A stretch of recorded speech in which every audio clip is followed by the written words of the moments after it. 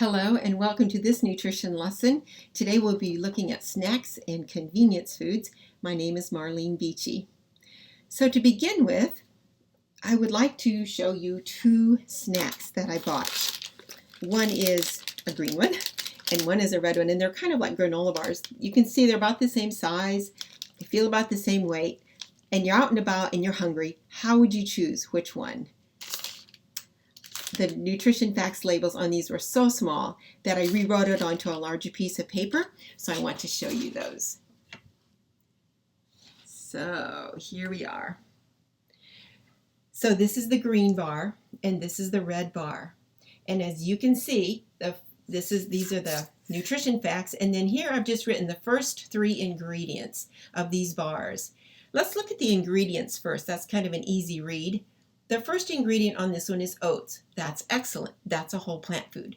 The first ingredient on this one is brown rice syrup. That is actually a sugar, and it's not something that we want to be consuming a lot of, so that's a little black mark on the green bar. The second ingredient on this one, however, is rolled oats, which is a whole plant food, so that is excellent. The second ingredient on this one is cane sugar. That's the black mark on that one. Again, that is added sugar. The third ingredient of this one is raisins, again, a whole plant food. And the third ingredient on this one is semi-sweet chocolate. That is a plant food. It's a little, maybe not quite as healthy as raisins because you would not get as much fiber, but you'd have to just weigh this out with considering what the rest of the information is. So now let's look at what is one serving considered for each of these. Servings per bar, it didn't say recipe, it said bar was 1. And servings per bar on this is 1. So all of these numbers are going to relate to you eating the whole bar. They're assuming you're going to eat the whole bar in one setting.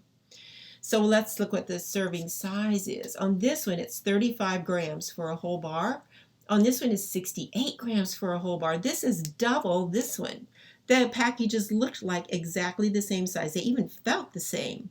This one, though, you're getting twice as much as this one in weight.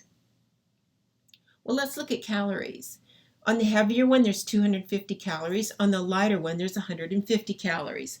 So how do you figure this out?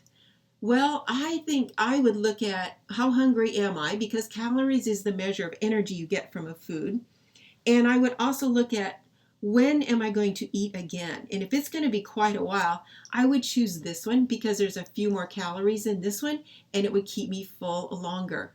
On the other hand, if I've had a lot of calories that day and I've almost met my quota, then I would aim towards this one and take the less calorie one.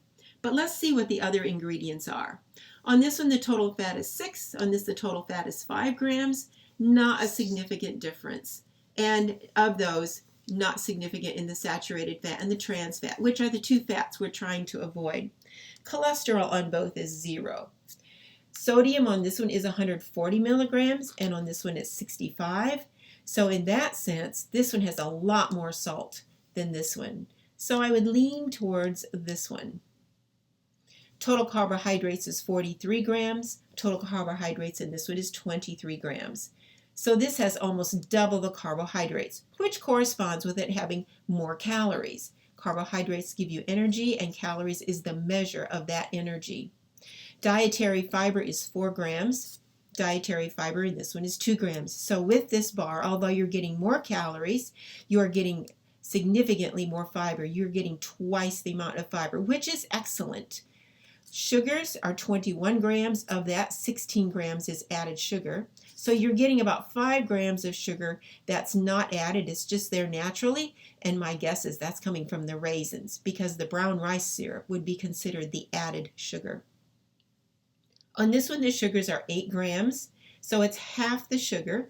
And it says 8 grams of added sugar. So all of the sugar in this bar is actually coming from an added ingredient, which would be the cane sugar. So this one would be a lot less sugar. However, this one has more fiber. Let's look at protein yet. Protein is 9 grams on this one, and protein on this one is 2 grams. So here we're getting significantly more protein than on this one, which is excellent also. And this is because as your body seeks to use the sugar and turn it into energy, if it's just straight sugar, it's going to really hit your bloodstream fast, give you a big boost, and then drop you. But there are two things that help actually there's three things that help regulate your body's capacity to sustain energy over a long haul rather than doing a big bolus and then dropping. And that is fat and fiber and protein. They all help regulate how the sugar hits your bloodstream and how it maintains energy in your body. They all help that energy, that sugar, to be metabolized more slowly and to last longer. So this bar may actually help you to feel more energy longer than this one.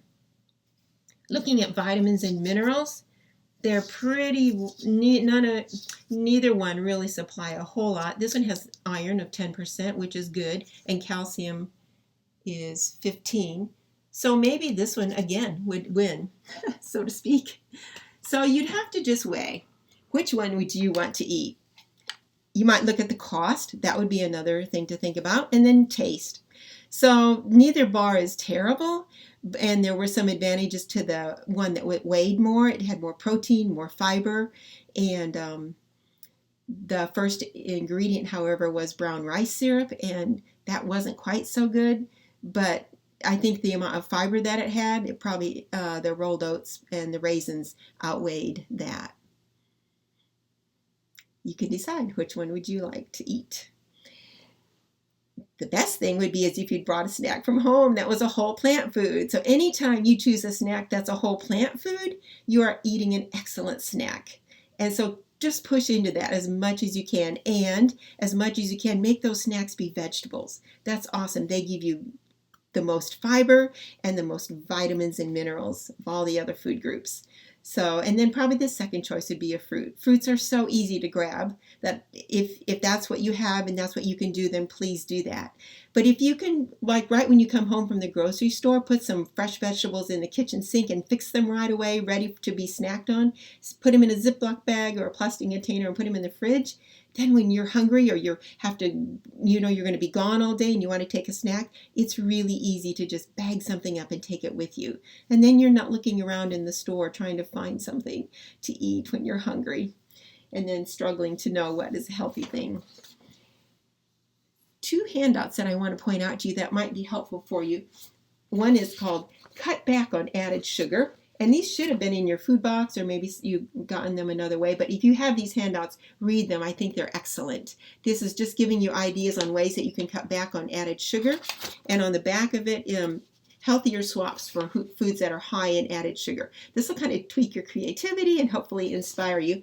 On this front page, it lists a lot of words that you would see on an ingredients label that would be indicating they've added sugar. And the nutrition facts label would tell you that too. The other handout I want to show you is Eat Smart When Eating Out. This is also an excellent idea list for you, that if you're eating out and you're looking at a menu, how do you decide what to eat? And I just encourage you to read those. I think they'll be helpful for you. Why should we even choose less sugar? Who cares? It tastes good, gives you energy. Hey, what's wrong with sugar? Well, you probably already know this, but too much sugar will cause diabetes, which none of us want that.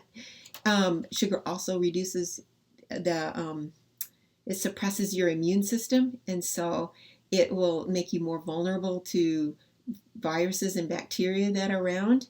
And also, when you eat foods that are high in sugar, it's hard to get the amount of vitamins and minerals that really support good health without getting too many added calories. So I would just encourage you, eat as little sugar as possible. And if you have ideas as to like what kinds of snacks you enjoy that are low sugar and low fat and low in salt, please post those ideas in the Facebook group. I would love for us to inspire each other and get some ideas and be creative together. So what are some ideas as to how you could reduce sugar other than by reading the label and choosing a prepackaged snack or choosing a whole food snack? Well, here's some more ideas. You could gradually reduce what you add in baking, and often when you're baking, instead of using oil in that food, you could actually substitute applesauce or mashed white beans. That might sound kind of odd, but if you're interested, experiment with that and see what you come up with. I found it to be fairly successful for like cakes and cookies and shortbreads and biscuits, all those kinds of things. I can substitute the oil out, and so it's lower in fat. And with the sugar in the baking of cakes and cookies, you can reduce the amount of frosting that you put on. If you are adding frosting, you could even just not put frosting on, or you could maybe put a little sprinkling of nuts on, which would add some fat, but that's a healthy fat for you, and just eliminate the frosting.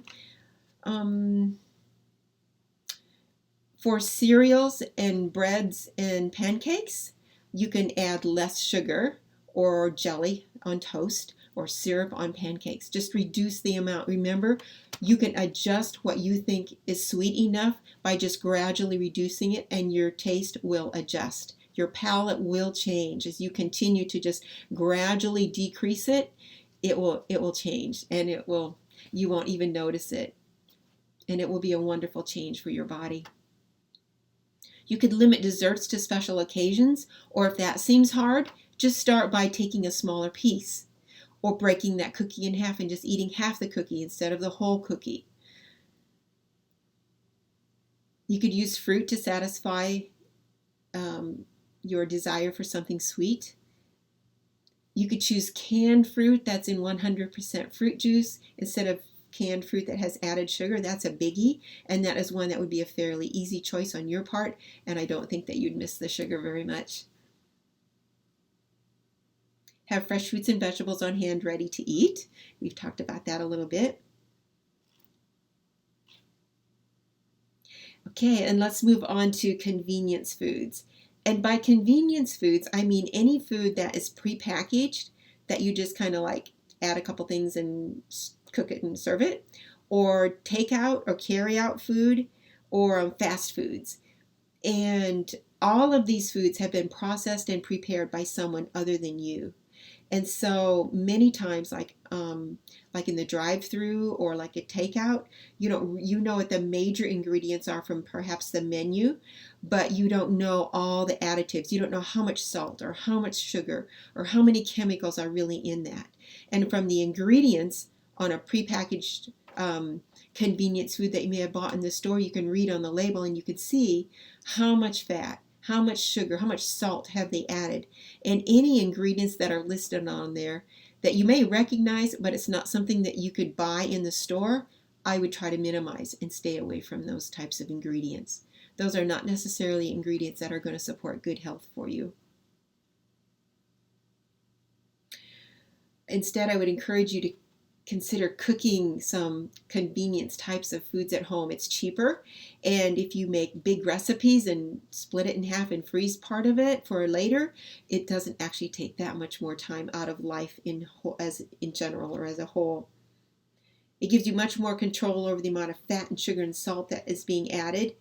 And if you do like salt, but you're trying to cut down on it, one way to do that is to prepare the food without salt and then just add a little bit right when you're eating it.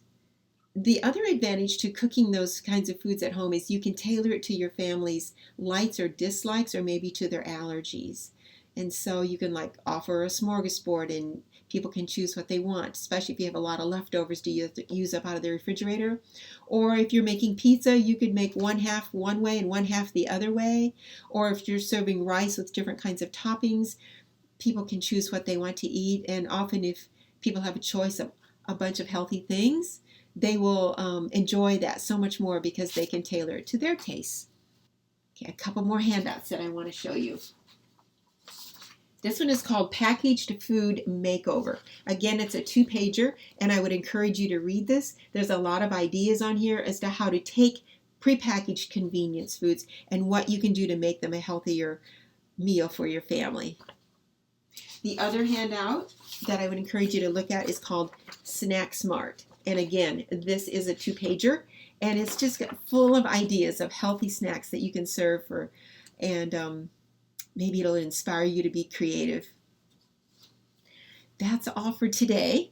So remember, eat a wide variety of food every day from every food group in moderation, focusing on vegetables and whole plant foods. Please post your questions, your concerns, your ideas, and your interests on the Facebook group page. And until we meet again, happy, healthy eating to you and your household.